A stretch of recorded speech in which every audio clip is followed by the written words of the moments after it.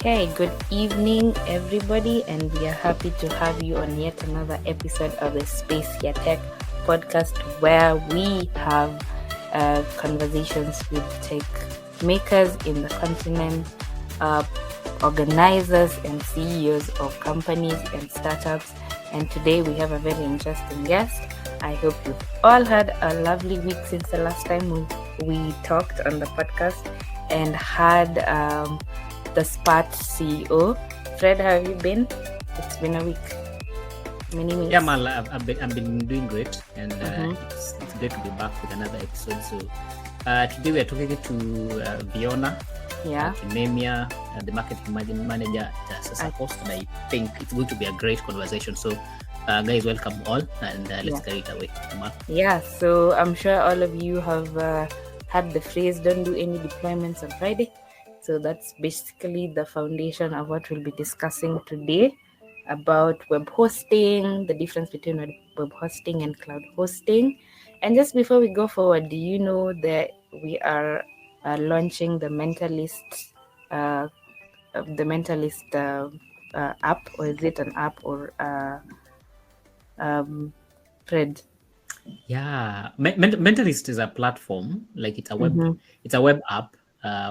Platform where Mal can meet her mentors, some of her favorite mentors, to book a session with them. So for example, Mal, you can book me on Mentalist, and then I can show you around, in whatever you're doing. So yeah, but it's a very interesting web application that you're building. So we are launching on 25th, so you can check us out. It will be on a webinar.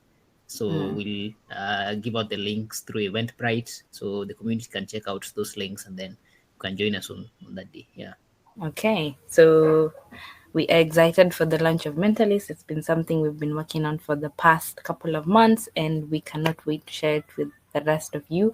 And another thing before we get into this discussion is that we have opened a new branch in Tanzania, right? And our lead there is Zaburi Florian. So that is also another major thing that we have achieved so far as we mark the 1-year anniversary of Space Ya Tech. It's been a great journey, ups and downs. I've fought with Fred, we have fought with him over many things, but at the end of the day, it brings us joy to be able to move past that, create great things, and serve the community. So welcome again, and we are happy to host Viviana, who is the marketing manager at Sasahost. I will not blow her tweet her horn for her. I'll let her pick it up, introduce herself, and tell us more about Sasahost and what they do. Welcome, Viviana. We are glad to have you here today, and it will be a pleasure speaking to you today. So welcome. Thank you for having me. It's exciting to have this conversation with you guys and your audience. So I'm grateful for having me in today's podcast. So to introduce myself, my name is Viviane. I'm the marketing manager at Sasahost. I've been working with Sasahost for over 7 years now, and the experience has been great, especially being in the tech industry. It comes with its own challenges, and especially when you're trying to sell tech to people. Yeah. But at the same time, it's enjoyable because it's ever evolving, so you keep on learning. Yes.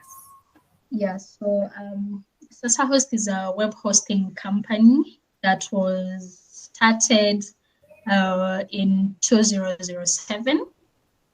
And what makes our story so interesting is that when the company started, it was during that time when there was post-election violence. Not a good time for business, yeah?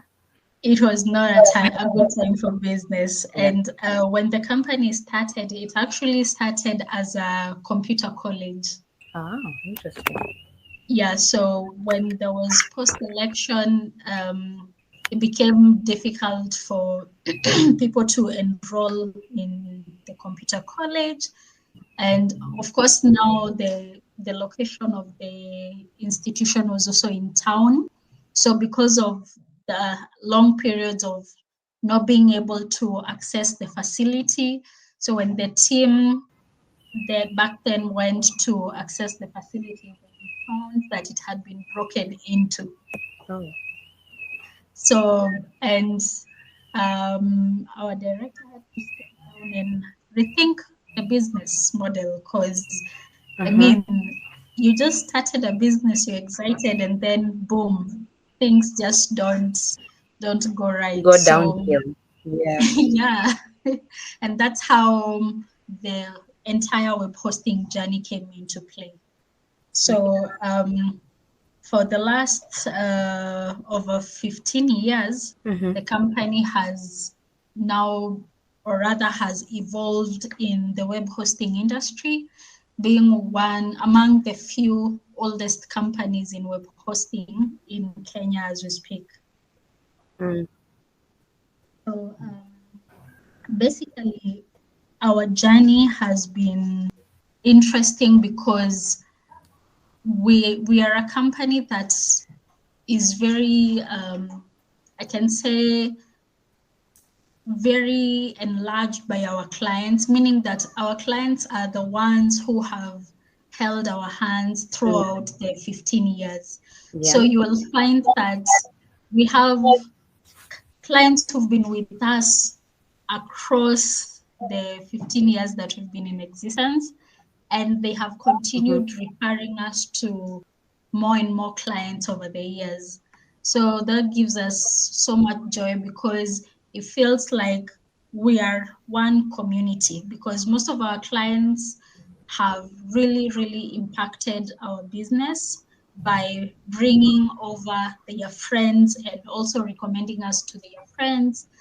And that has created a really great community of people who we are serving each and every day. So one of the things that we do, of course, is web hosting. That's our main business. And of course, domain registration, which is a service that comes alongside the web hosting. I know maybe most of your audience are tech savvy. So when I speak of a domain name, is basically the name that you've allocated your business in the internet space. So I know most of them, of course, already know what a domain name is. And so we've majorly dealt with web hosting, web design, web development. Those are the areas that we have mostly focused on, and web security. We are very keen with web security as well. Okay. So the what has been like what has been the growth of the business since you started? I'm sure what the tech environment looked like in 2007 is not the same as what it is now. So what have you had to do to keep up with the tech needs or the environmental technological needs that have arose as time has gone by? That's a really good question. So a couple of years ago, maybe I can say over 5 years ago, I can say things were simpler. Yeah. A lot of people were not very tech savvy. We are talking about a period where people were just, starting to get, maybe a majority of the people are starting to get smartphones. So the websites, web hosting, domain names, all these were new things to a lot of people, except of course, those who are in the tech space. Yeah. And because of that, during that time, we mostly dealt with techies. So that means that the direct client will talk to a techie. Maybe they want a website done, they want a mobile app. I think that time even mobile apps were not very popular, so it was mainly we used to website. go to the cyber to poke people on Facebook and come back a week later. Yeah, that's how most people would access the internet, through cyber. cafes. Exactly.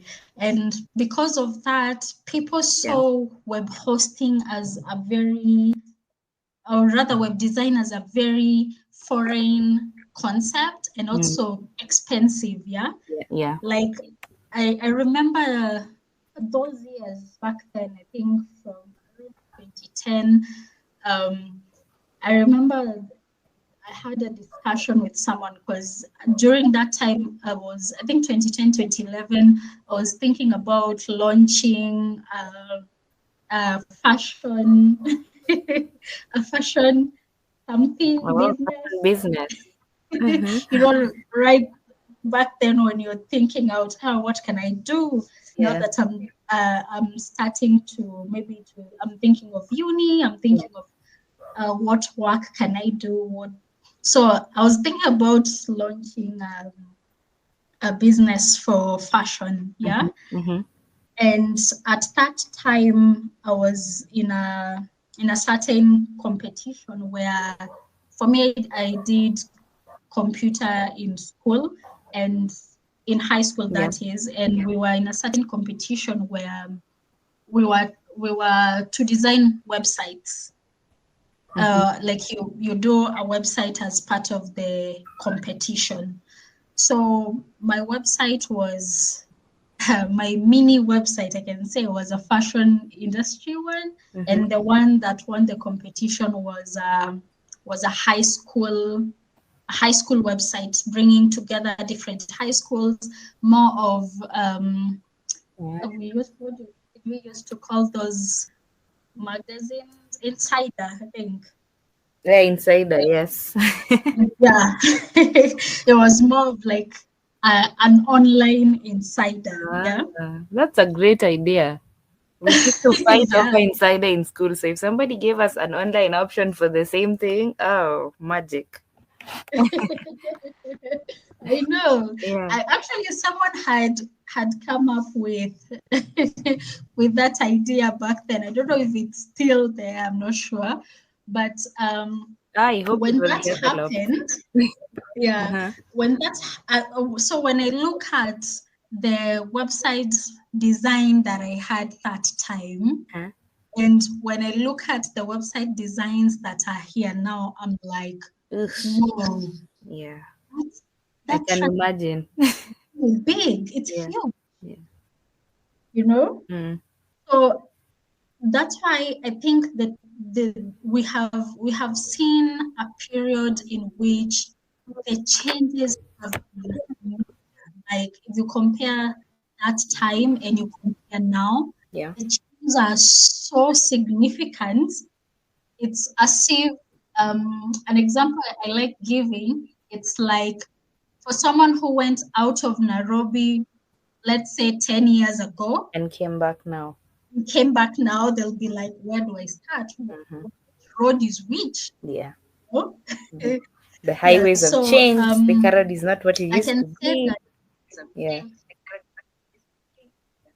yeah, that's true. So that's the kind of growth that is there in the industry. And now the most interesting thing is that even now, if you're in the web hosting industry, let's say you are working in the web hosting industry 5 months ago, then you come in, you still find a lot of changes that are happening in such a small time span. So you have to keep on growing yourself.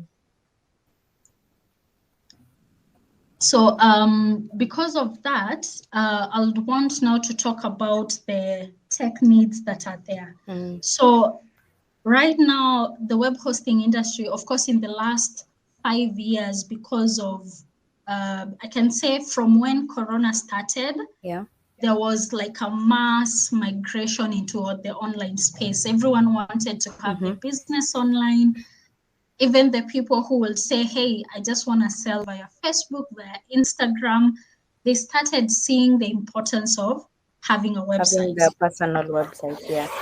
Yeah, but now a website only has also now become like having a website only is more of like maybe having a nice suit on. You still need a car, which is now the mobile apps, the systems, and because of that, it has brought a lot of tech needs. And that's where now things like cloud hosting comes in, because with web hosting, you're given just a basic features that enable your site or your application to be online. That means that it's more of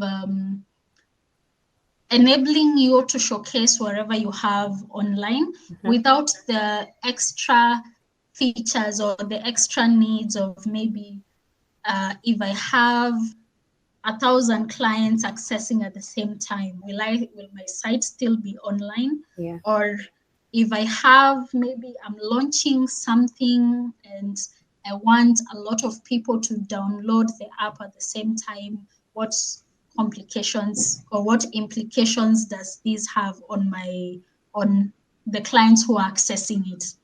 So right now, because of that transition into the online space, the tech needs have become very major. So one of them is that web hosting has evolved into cloud hosting, or rather, there was a need for cloud hosting.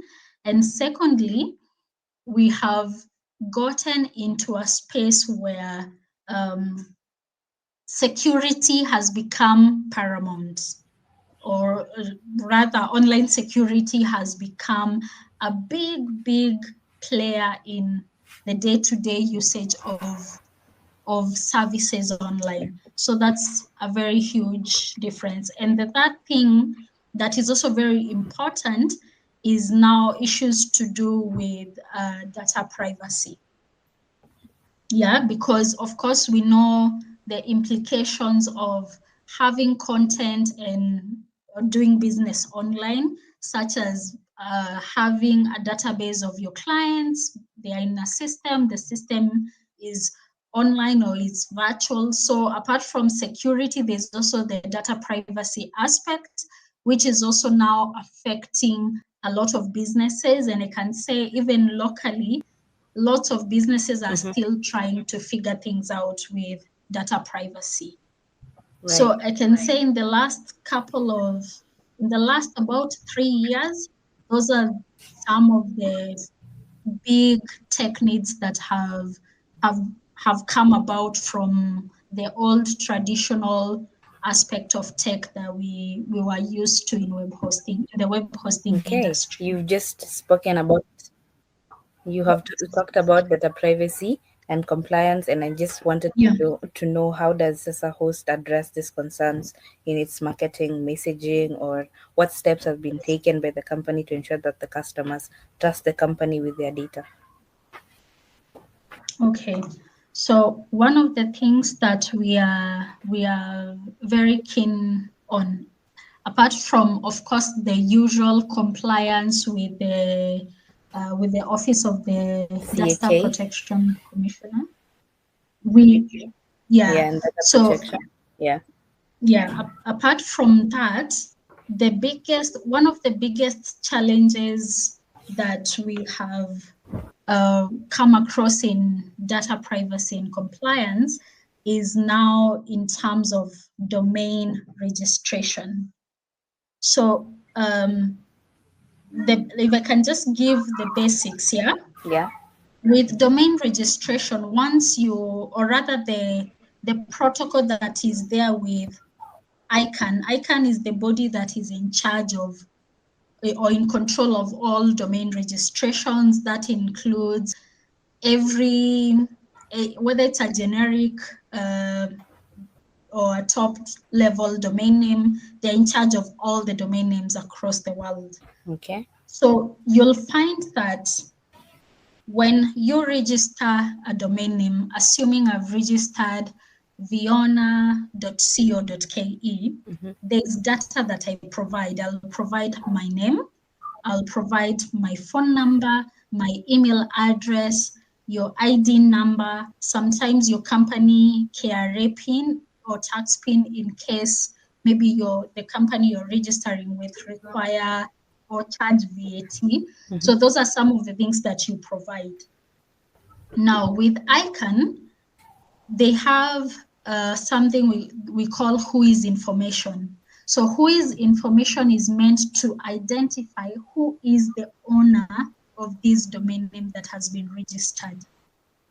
And now whois information is made to be publicly available on a search, on a whois search portal. For example, yeah, you can if you go to maybe whois.com, I think that's one of the most popular ones, or if you go to your local domain registrar, you'll see that they'll have a whois provision where you can search if the domain is available.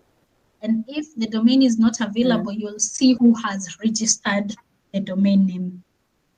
So because of that, you'll find that the information that will be displayed, especially for top-level domain names, you'll find that they'll display your name, your phone number, your name, your phone number, your email address. Mostly those are the three, and maybe sometimes like your PO box. It depends with the information, but mostly those are the first three are what are usually common displayed. Now the problem is the name, the phone number, and the email address, they all qualify as personal identifiable information. And because they qualify as personal identifiable information, that means that someone can take your number from whois, website, yeah, and contact the inquiry. you. So if you put your personal, yeah, and sometimes, and the most people who do that, they're usually marketers, unfortunately. So you find either marketers or people maybe who have the intention of maybe stealing from you, Fraud. like for example, fraud.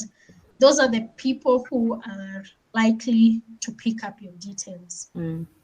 Now, because of that, the GDPR policy sought to try and protect data, including what is on the whois information. And that has really worked for maybe now specific areas, because GDPR mostly affects compliance for areas that are under EU. Now, the problem with Africa is that Africa as a continent, we are very new into the data privacy and compliance aspect. So you find that there are a lot of things that have not been addressed. So this means that whois information is still private information. But at the same time, the policies, there's no clear or direct policy that can bar us, maybe for example, as registrars, from providing or from not putting that whois information on your domain name, because it's a requirement by ICANN.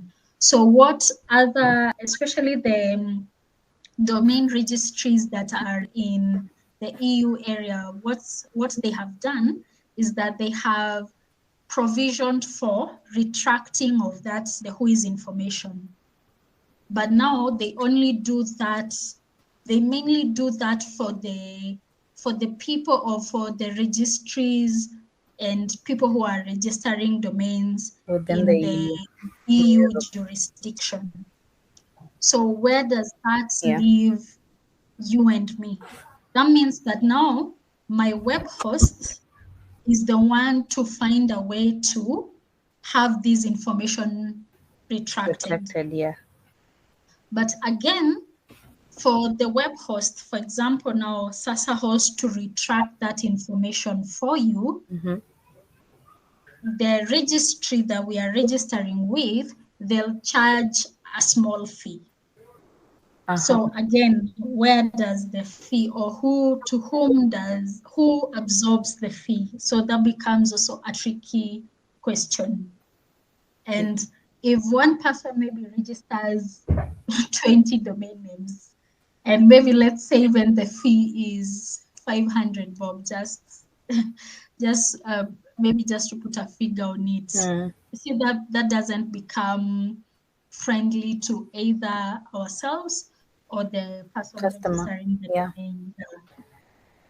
But even as we face some of these challenges, we are grateful for a team like Kenik. Kenik are the .ke registry, so they're in charge of all .ke domains.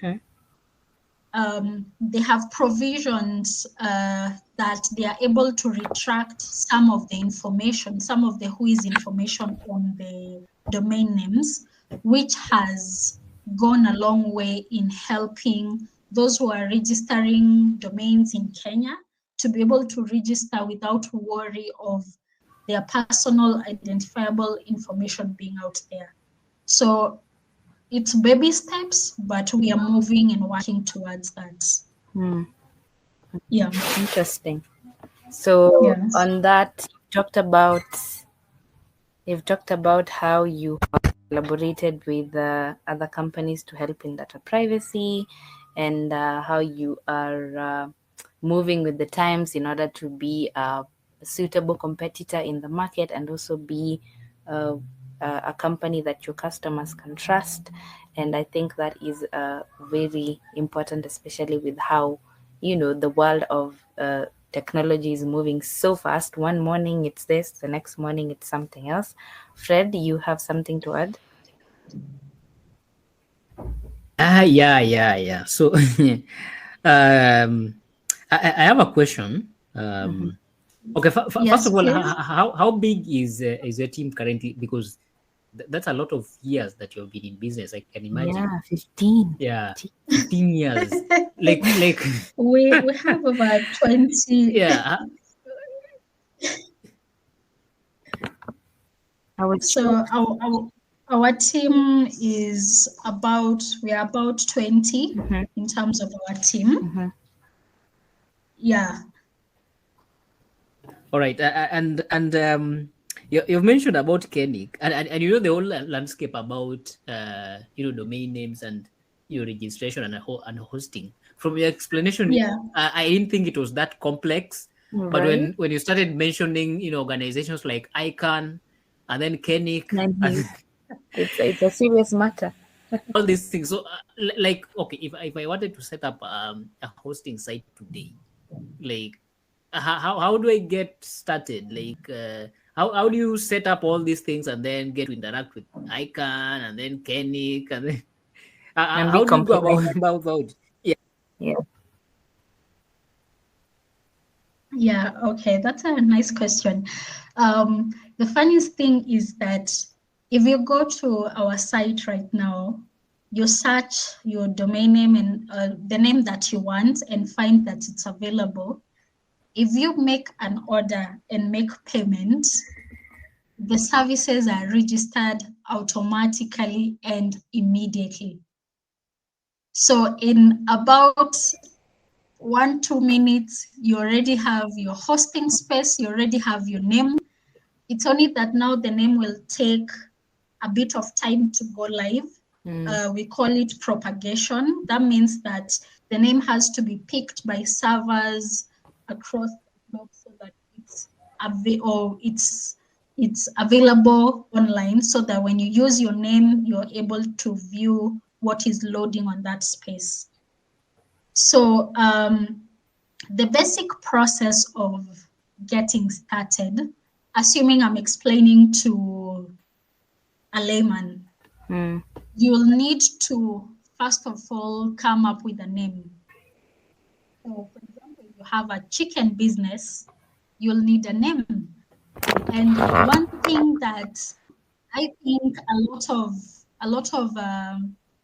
clients, one mistake I think a lot of clients make, and we do advise them in regards to this, is that when you're coming up with a business name, a lot of times I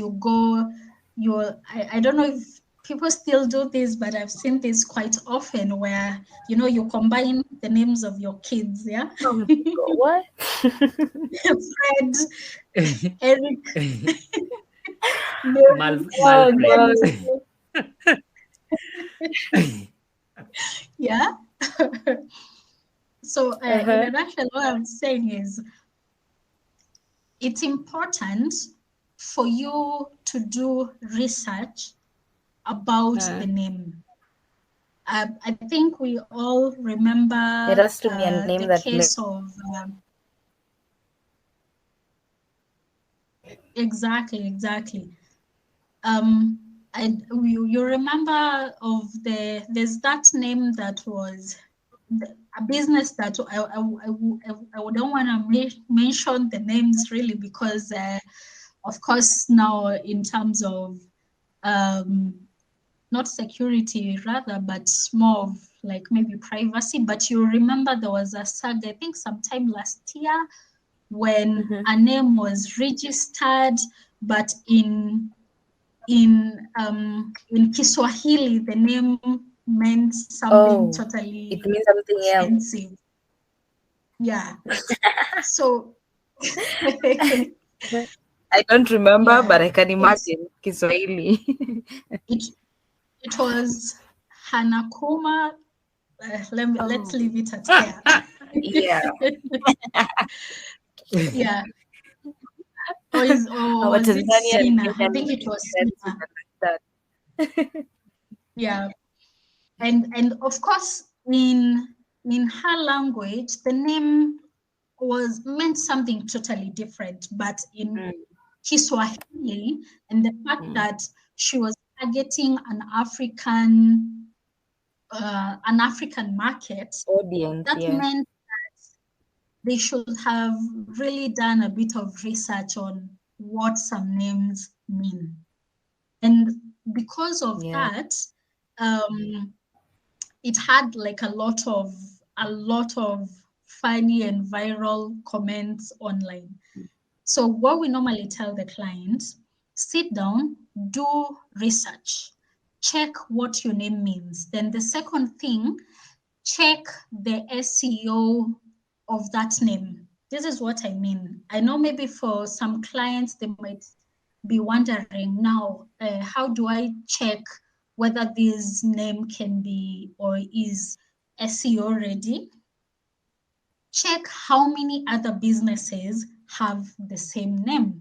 For example, if you're opening a business and the name is Facebook. As let's say, which name is popular now? Facebook.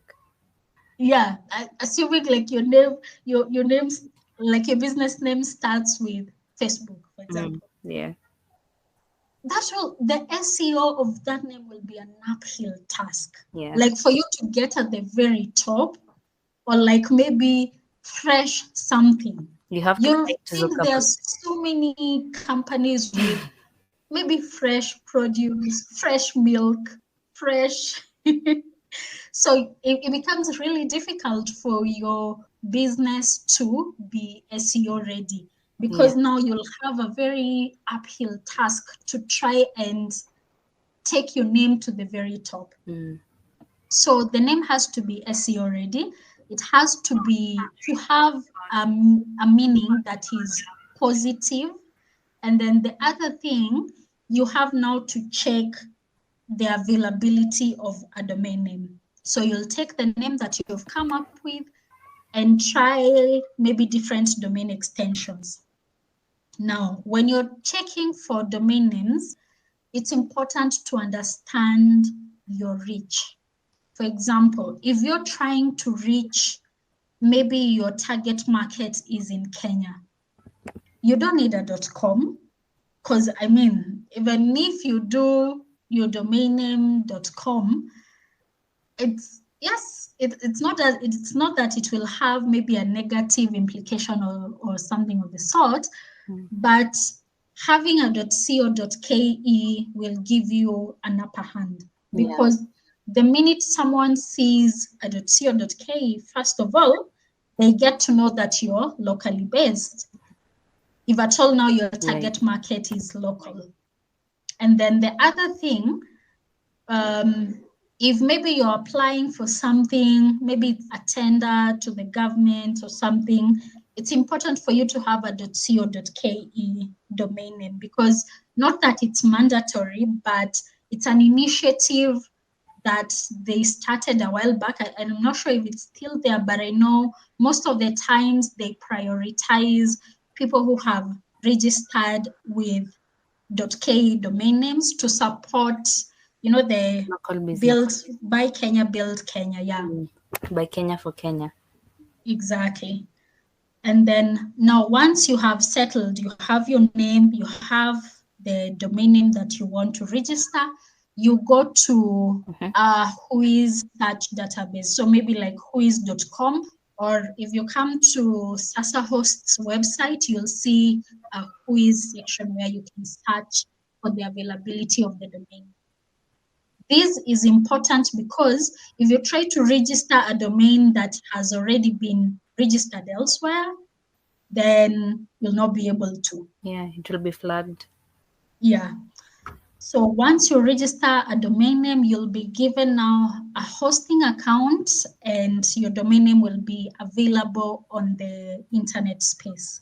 So from there, you'll need a developer to assist you with the development of a website.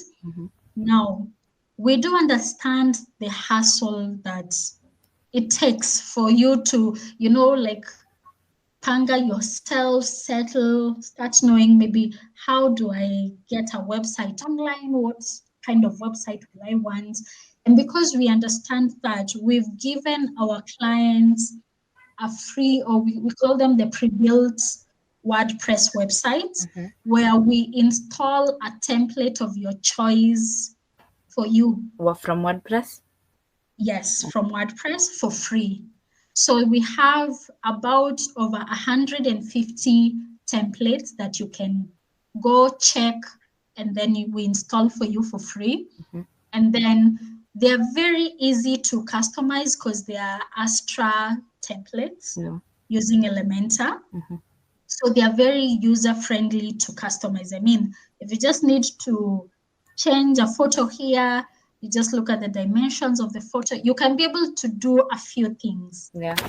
But we also assist our clients in customizing at a small fee. So that helps our clients get started easily before now you sit down and prepare your very complex idea on the complex website that you'll want a developer to handle for you. All right.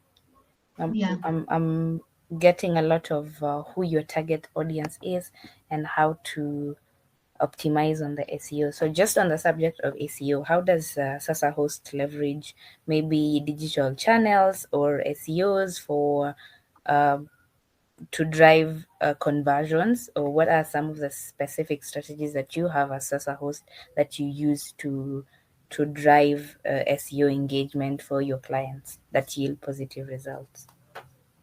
Okay. So the first thing, okay, of course, now with SEO, it means that now you have to, of course, you're competing with so many other companies out there. Yeah. And your aim is to rank as high as possible. Yeah.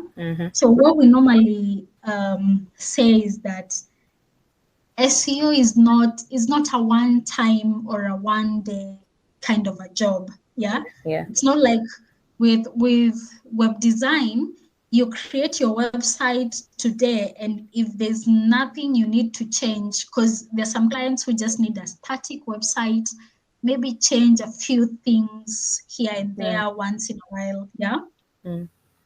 But SEO is almost a daily job. This is where you have to ensure that every word, you have your keywords, or basically you have to ensure that you have your keywords. Keywords are all the words that are meaningful to your business and can be easily picked by a search engine. For example, if you're selling milk, I don't know why I like milk today, but if you're selling milk, you'll need to have specific keywords that are related to milk.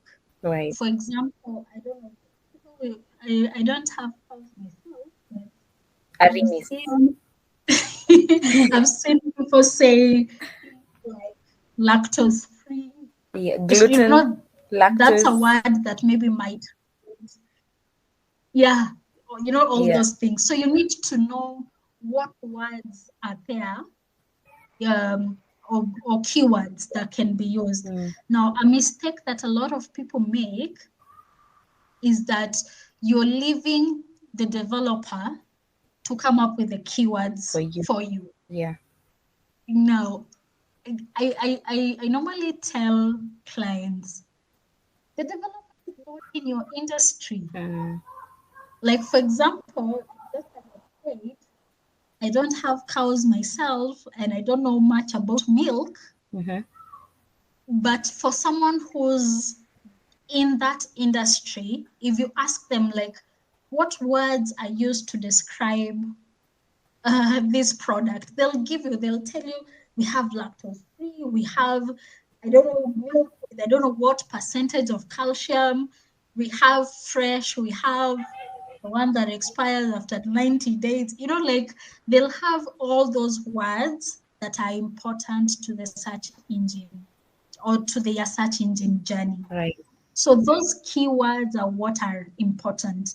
If you don't give your developer the keywords, then it's going to be, for them, they'll just go online and do a quick research on keywords in the milk industry. They might lose a lot of Meaning to what your keywords. specific needs are.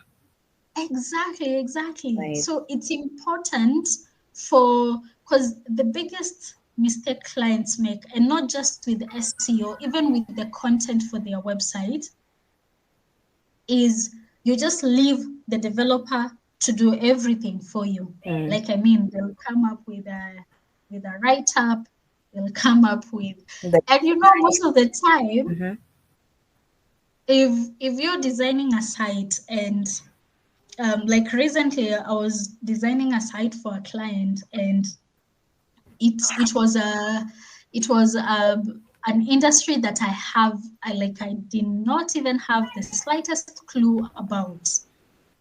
And I told the client, I need the content. And the client came with like 20 pages of in Word documents. What? I looked at it and I was like, how do you even know what is what here? That's crazy. It's crazy. Yeah. It's important for the client to sit down and curate their content. And sometimes, if you're not able to, you can get maybe a content. We do have people who are able to, like maybe copy editors or copywriters. They can be able to help you.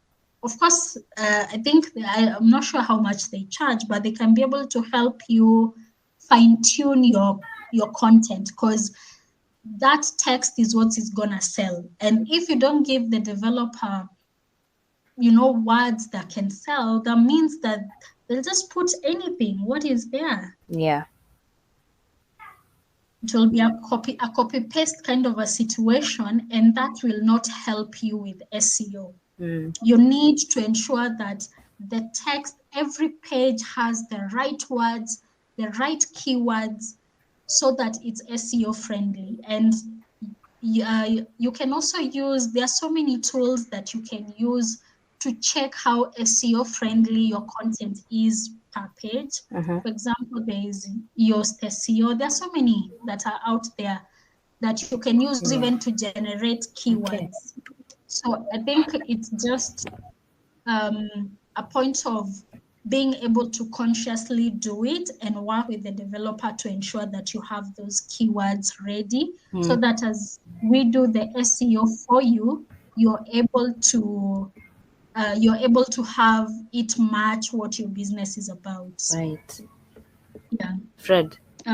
Yeah, Fred has a question. Yeah, that's a very Good explanation. So I just want to ask something very that in Anisumwanga.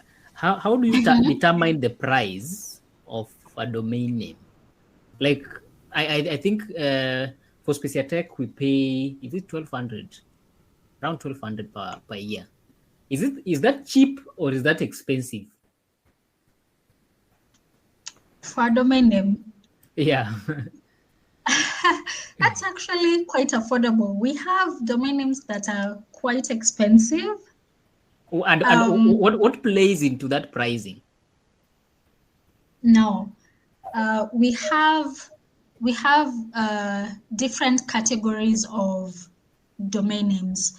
We have TLDs. These are top level domain names. Then we have GTLDs and CCTLDs. Let me explain them one by one so that it's a bit easier for us maybe to grasp the difference.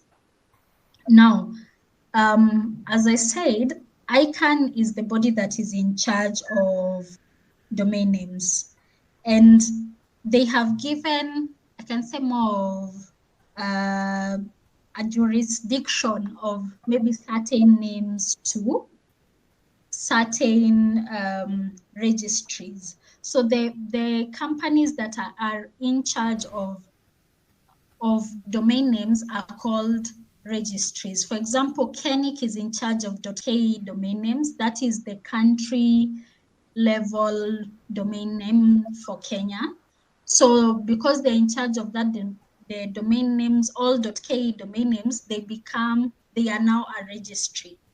But KENIC doesn't register a domain for you. For example, if you go as Fred and you want to register fred.co.ke, they'll refer you to a registrar.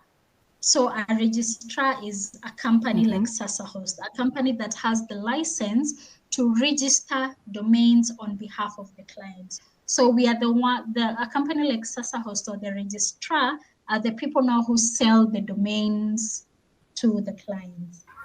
And for us, now we must have a license from Communications Authority, then get accreditation from KENIC to be able now to sell the domain to the end user or to the clients.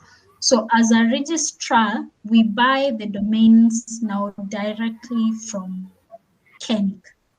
So KENIC are in charge of coming up with policies in regards to .ke domains, coming up with everything that is required to ensure that .ke domains are being registered.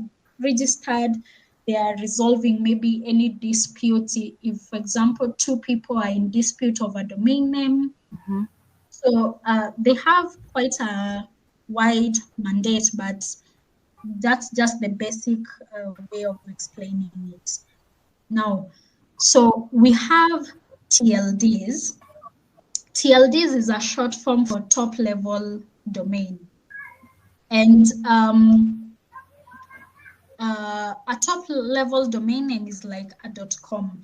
So there are so many top level domain names that have been selected, or domain names that have been selected into the list of top level domain name. So just to give a few examples, is a domain such as .com, .biz, .info, .net, like there are quite a number of them, yeah. So .com is, or rather the entity .com means commercial.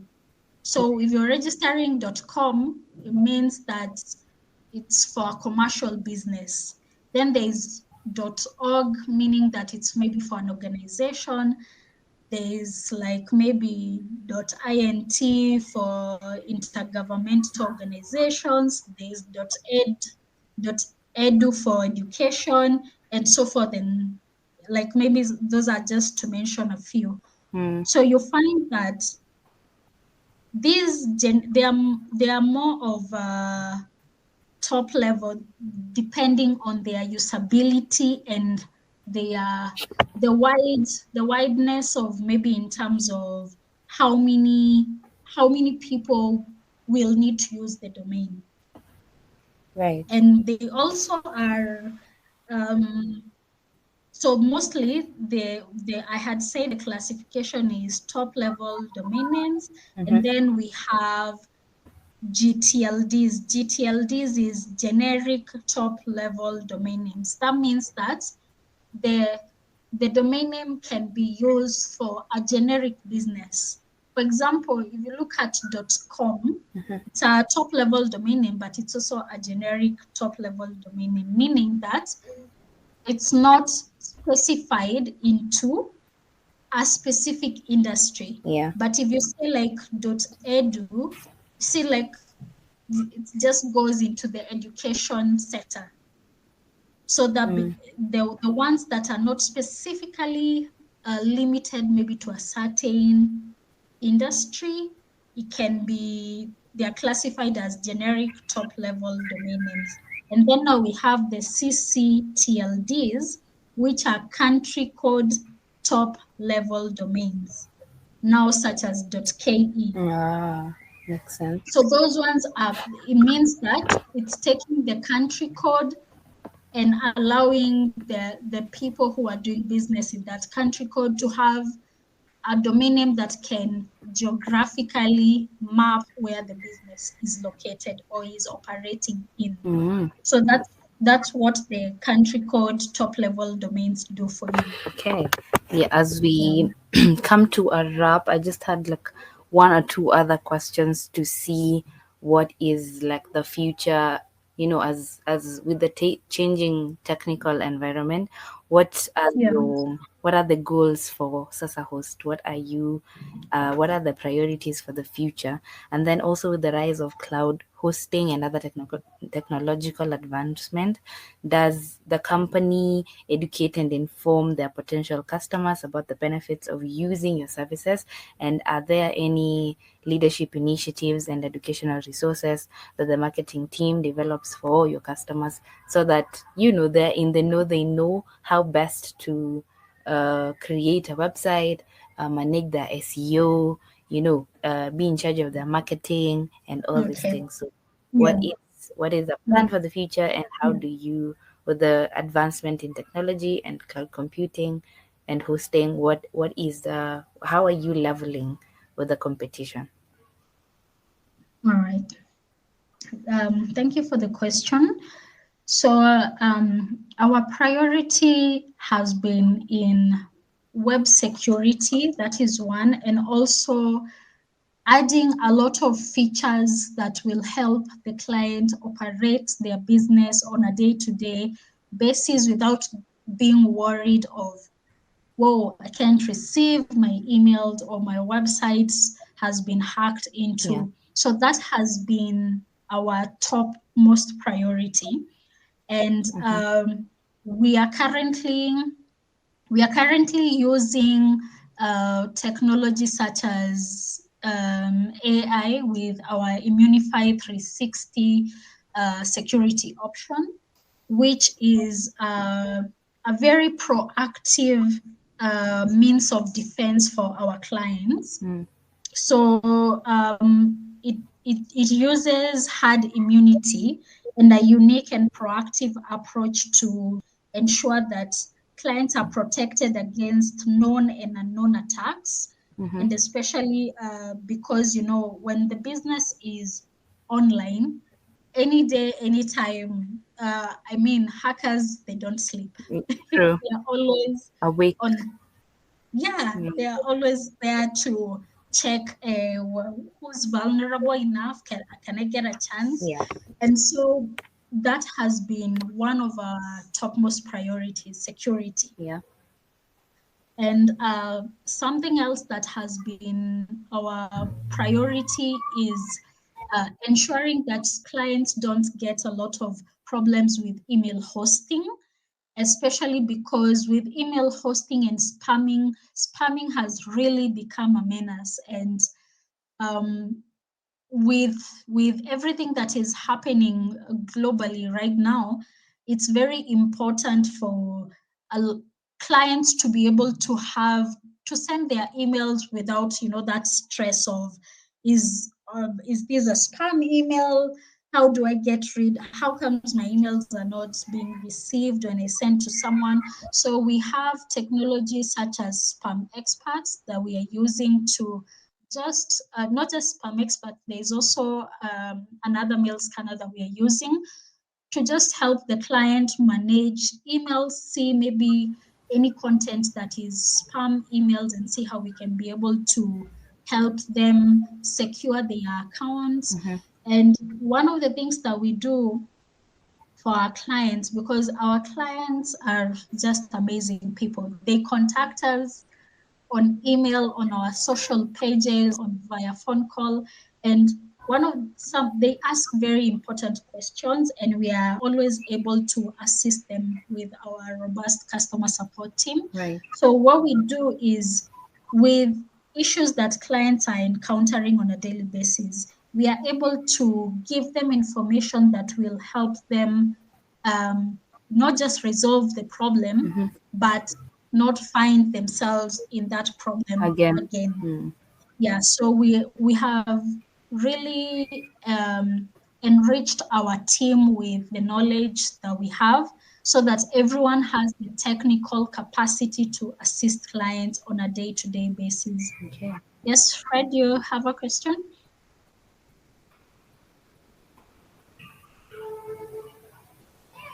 Okay. Yes, I do. All right. I just wanted to ask the last burning question, and that's you see this habit that developers have of hoarding domain names. I have been a victim of this a couple of weeks ago. I wanted to get a domain, like a very good domain name for one of our products we're creating, and then we found the actual name. It's been hoarded. Nobody, it's not like on the internet hosting anything, but somebody has it. So for us to get it back, we have to pay like 3 times the amount of money we would normally use to acquire it. Yeah. So that is a problem. I can get it. It's actually a big problem, and you've just reminded me of even us as registrars. Yeah, sometimes you have a client who let their domain name expire. So let me just quickly mention, I know we are winding up. Let me just quickly mention what happens to a domain name once it expires. Once your domain expires and you don't renew it, you're given a grace period of about 15 days. Then for for GTLDs and TLDs, they quickly go into redemption period. So because of the high demand, once the domain goes into a redemption period, you're not able to get back the domain. Now, you can only get back the domain if you pay a certain fee, which is usually quite some significant amount, almost like 3 to 5 times the cost of the domain name. Or if you have to wait for the domain name to be released back for general registration. And a lot of times when the domain name is just about to be released for new registration, there's always, there are companies that have bots tracking the release of those domain names. And as soon as it's released for new registration, they register the domain name and hoard it. Now, the thing about domain names, because you can have, maybe you want to use speciatech.co.ug, and then .ug, I think the redemption period is, or rather the redemption is quite fair. Maybe you want to use speciatech.com, and someone else is eyeing the same name. So you see, it's like a really tough competition. Yeah. And as long as you have a business name registered as Speciatech, you feel like you have the right to the name. But the truth is, anybody can register your domain name. And that's why when the .ke second level domain name, which is just the domain name itself is just .ke. So let's say speciatech.ke. When they launched, a lot of people tried to register a domain name like ni.ke because that would mean Nike. Yeah, you get it? ni.ke. Yeah. That would mean it's the brand name for the Nike shoes. And people tried to convince them to buy. So I think with the domain names, as much as there's regulations, there's also a lot of freedom. And what I normally tell people is, if you have a certain business idea and maybe a certain name has come to your mind, it might be the most unique name to you, but there's someone else somewhere in the world who's also thinking of the same name. So register it before someone else does. Yeah. So I hope I've answered the question. It's not a straightforward journey, but it's rough out there. I know what what you're going through when you say you have a name, but someone, I'm telling you, they're holding it until someone will Has the actually money or is be willing desperate to pay the enough? money. Yeah, gets Yeah. it. And Somebody the who domain names that have been sold, sorry, there are some domain names that have been sold for thousands of shillings. Like someone just held the domain name. And I think there are people who registered some domain names like a long time ago, before even having domains was a thing. Yeah. They're just waiting. And people do buy them, but it's tough. okay. Yeah, I Yeah. can Instead imagine. of speculating on land, you can actually speculate on domain names. That's true. It's like it's land for the internet.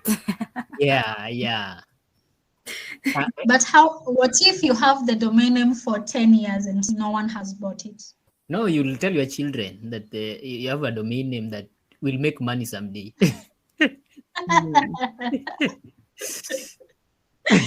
That's very interesting. So, Fred, Wow.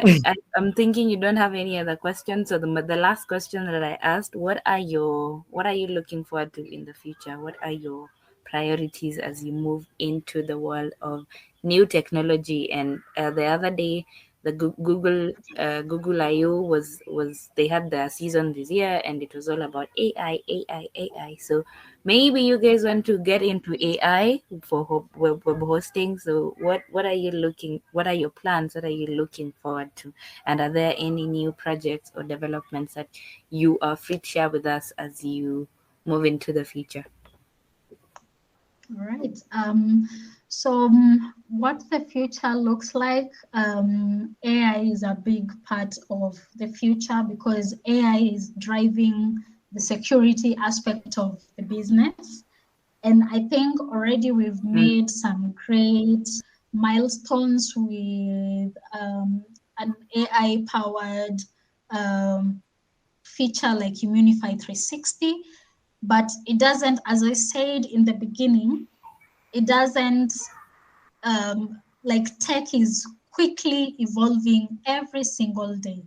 So every day there's something new, and we are currently looking into automation. So right now, if you look at the general process of the client buying a domain name, having it online and all that, it's very automated. So you make an order, buy your domain name, you make payment, the payment system is automated, it identifies that you've made payment for this, it registers the service for you, you get an email on your end for the registered service, you're able to log in and continue with whatever you are doing.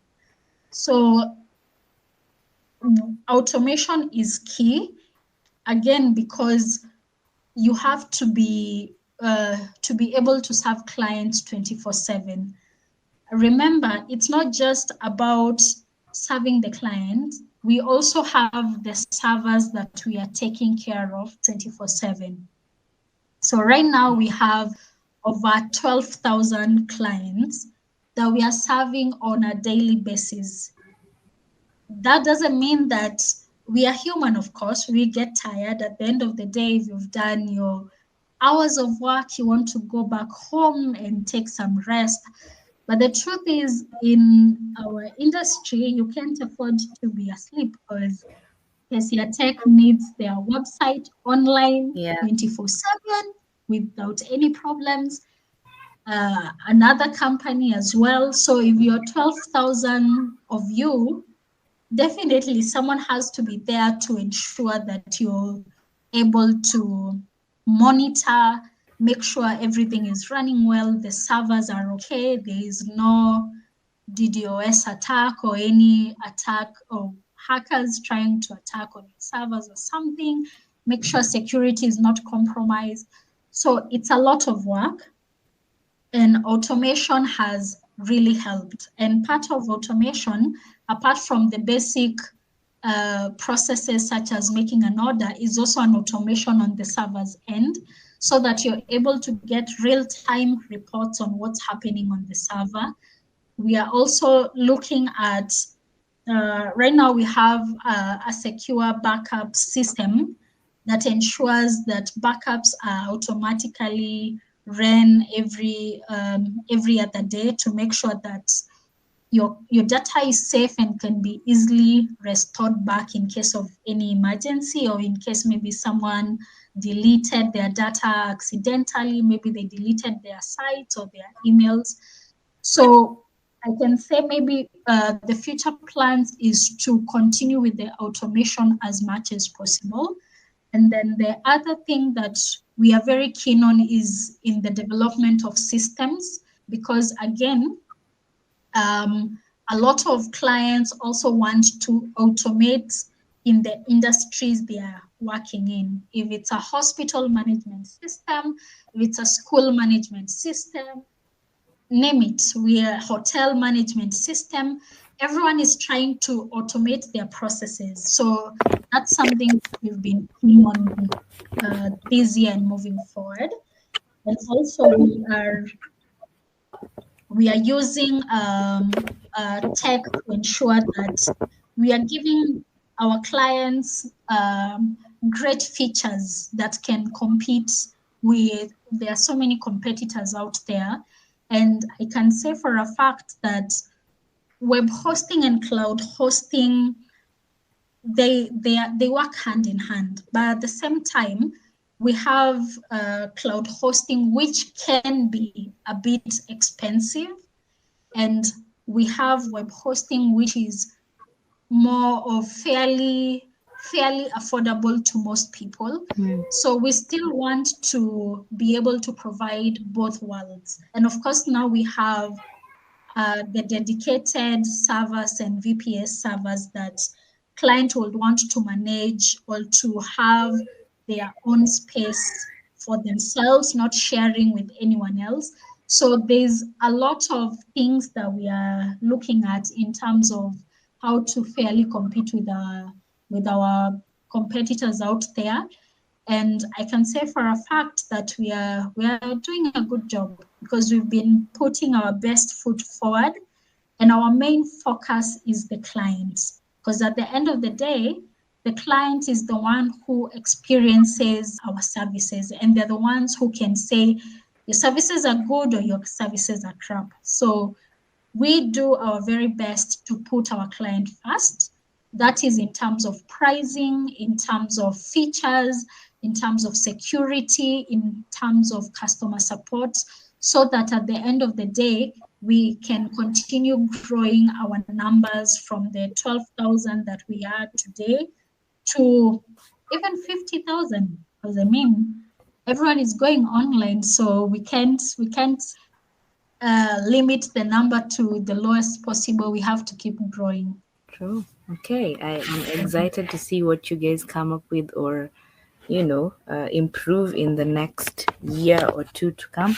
And we're hoping to have you maybe on another session on our podcast as you tell us what you have been able to do, maybe as you celebrate your 20th year or 18th year, 17th year. You guys have been in the game for such a long time, That would almost be as old as amazing. I am. Yeah, so we are looking forward to seeing what great things you guys will do. I'm not that young though, but yes, we are looking forward to seeing what you guys will do or what you have in store. And we wish you guys all the very best as you venture into maybe AI or any other thing. It's been amazing having you on the podcast today, and we wish you guys all the best. And I hope to have you on another session on our podcast. I'm not sure if Fred is here, but if he's not, bye everybody, and see you guys on the next episode of the podcast. I'm here, and thank you so much, Viona, for coming on to this episode. And until next episode, bye bye, guys, and have a great weekend. Bye, guys.